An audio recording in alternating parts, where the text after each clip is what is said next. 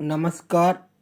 असंगठित मजदूर कल्याण समिति के सभी सदस्यों को मेरा नमस्कार नमन। असंगठित मजदूर कल्याण समिति की अध्यक्ष होने के नाते हम आपको ये अवगत कराना चाहते हैं कि जैसे कोविड वैक्सीनेशन पर प्रवासी मजदूरों को, असंगठित मजदूरों को ठेकेदारों ने छुट्टी नहीं दी।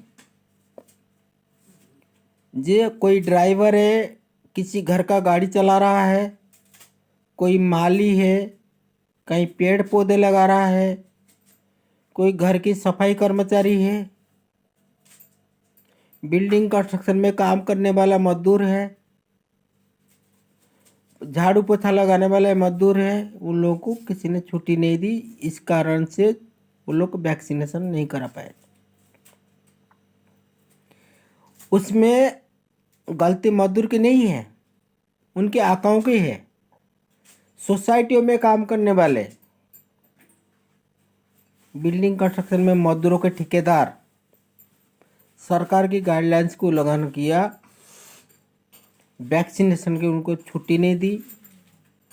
असंगठित मजदूर कल्याण समिति जगह जगह जाके सोसाइटियों में अलग अलग जगह जाके हमारे सदस्यों ने, हमारे कार्यकारिणी के मेंबरों ने बात की, लेकिन उन्होंने वैक्सीनेशन का कैंप लगाने के लिए हमारे साथ उत्तर प्रदेश सरकार संपूर्ण तैयार है। हमारा आशा बहनें भी है, हमारे आंगनबाड़ी की कर्मचारी भी है, हमारे एएनएम है, सारे जो पीएचसी के।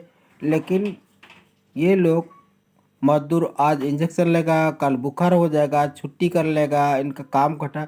इस कारण से काफ़ी सारे वैक्सीनेशन पेंडिंग है। इसको सरकार संज्ञान में ले और वैक्सीनेशन सबको कराए, 100% कराए।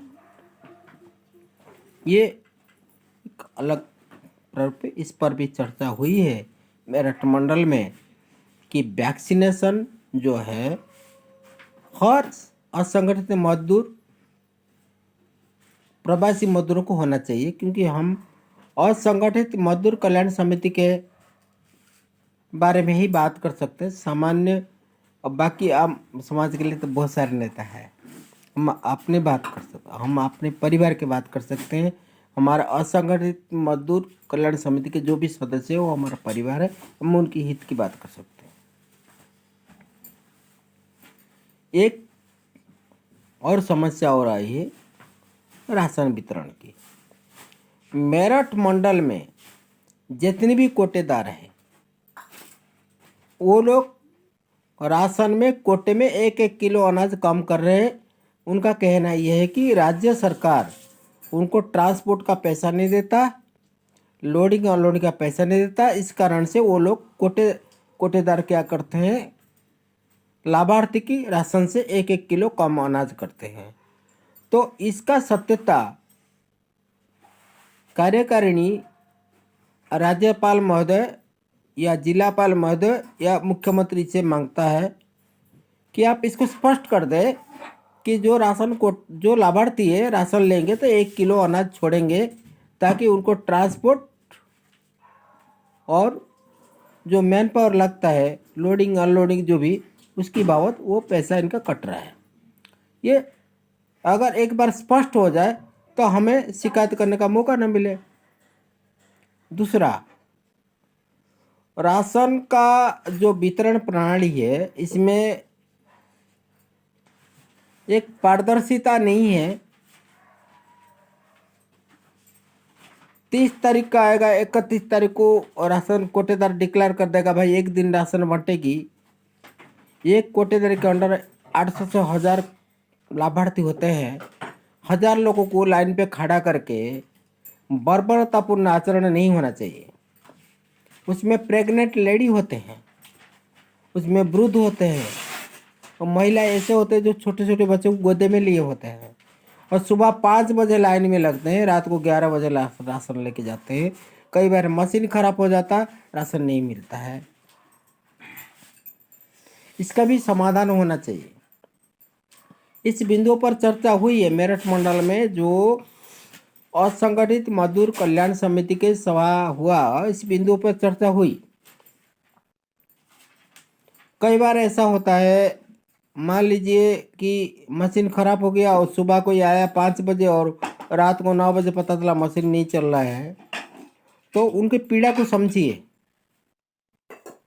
तो हम अनुरोध करते हैं सरकार को और संबंधित अधिकारियों को इस विषय को संज्ञान में ले, और हम मुख्यमंत्री जी से भी चिट्ठी लिखेंगे, मुख्यमंत्री को चिट्ठी लिखेंगे, और हम खाद्य अधिकारी को भी चिट्ठी लिखेंगे, और हमारा जो असंगठित मजदूर कल्याण समिति ये तय किया है आज कि ये सभी जिलों में जाकर सभी जिलों की जिलापालों से मिलकर उनके समक्ष इस चीज़ रखेंगे, ताकि राशन वितरण प्रणाली जो उसमें पारदर्शिता लाया जाए, किसी भी लाभार्थी का हक का लूट ना हो।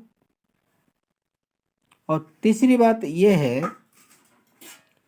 कि जो कोरोना भयंकर स्थिति अभी पैदा हो रही है, इस समय में 700 लोगों को लाइन में खड़ा करके इस तरह की निंदनीय परिस्थिति सृष्टि न हो, और एक दिन में केवल 100 आदमी को राशन बांटे, और अगर 800 लाभार्थी है या 600 लाभार्थी, उस हिसाब से 100 के हिसाब से अपना दिन तय करें, और जो सरकार के अनुदान है तो सभी एक एक व्यक्ति तक पहुँचे। हमारा ये मंशा है कि सर्वे सन्तु निरामया सर्वे भवन्तु सुखिनः, हमारा ये मंत्र है कि सबको कल्याण हो। हम किसी के खिलाफ नहीं बोल रहे, हमें ये है कि प्रवासी मजदूर हो, असंगठित मजदूर हो, जो अनपढ़ है, लिखा पढ़ा कम है, उनको पर्ची दे दिया जाए। भाई तुमको ये मिला, जो मशीन से पर्ची निकलती है ना, इतने दाल, इतने चावल, इतना स्लिप मिल जाए। वो स्लिप कोटेदार नहीं देते, लगभग मेरठ मंडल में तो लगभग कहीं नहीं दिया जाता है। वो मिलना चाहिए। जो गवर्नमेंट ने गाइडलाइन तैयार की है, जो पारदर्शिता योगी सरकार ने लाया है, ये पारदर्शिता जन जन तक दिखना चाहिए। ये जो कोटेदार है, इनको भी समझना चाहिए जनता की हित। प्रेग्नेंट लेडी, बुजुर्ग, विकलांग, उनको भी लाइन पे खड़ा कर देते हैं, और लाइन पे ऐसा नहीं 1 घंटा, सुबह 5 बजे से रात को 11 बजे तक लाइन पे खड़ा करते हैं। कभी चीनी मिला, कभी चावल मिला उसके लिए, और व्यवहार ऐसा करते हैं जैसे वो अपने घर के अनाज दे रहे हैं। तो इस कारण से असंगठित मजदूर का जो मेरठ मंडल का आज मीटिंग हुई है, तो इस बारे में मुख्यमंत्री को चिट्ठी लिखी जाएगी, और सभी जिला की जिलापालों से प्रत्यक्ष मिल करके अभियोग किया जाएगा। और मैं उम्मीद करता हूँ आप लोग का सहयोग बना रहे, तो हम इसमें कामयाब रहेंगे, और हमारा जो हक है हमें मिलेगा। नमस्कार, जय हिंद, जय श्री राम।